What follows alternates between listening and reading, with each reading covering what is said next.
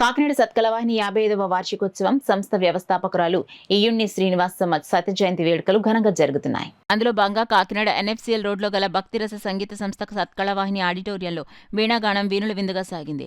నగేష్ బాబు, సీమకుర్తి సుధలు తమ వీణాగానంతో శ్రోతలను మైమరిపింపచేశారు.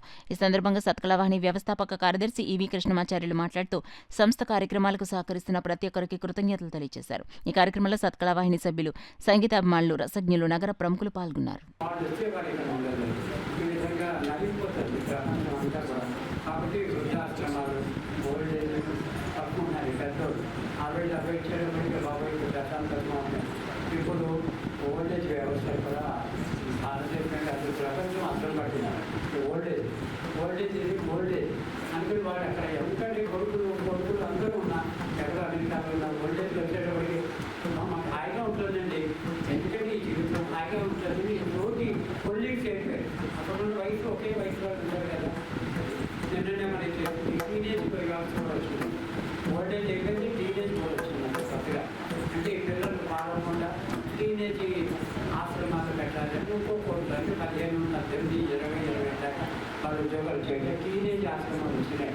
చాలా గొప్పగా ఉంది. వ్యవస్థ చూస్తుంటే ఇలా పుట్టినప్పటి నుంచి ఎన్ని వస్తున్నట్టే మనం చదవబడినంటే రాదా.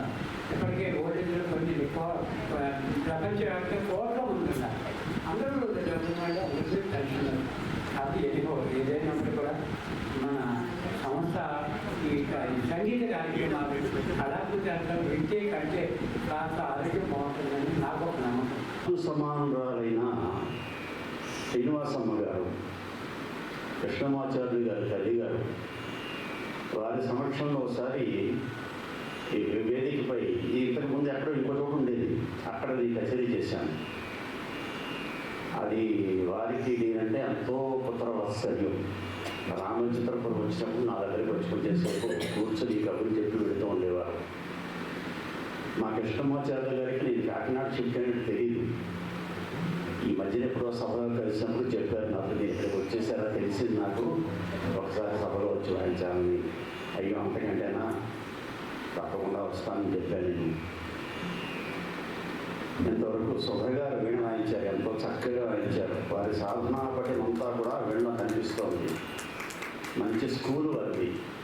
వారి గురువు గారు ఎంతోమందికి ఇక్కడ తర్ఫీదు ఇచ్చి మంచి వైదికులుగా తయారు చేశారు.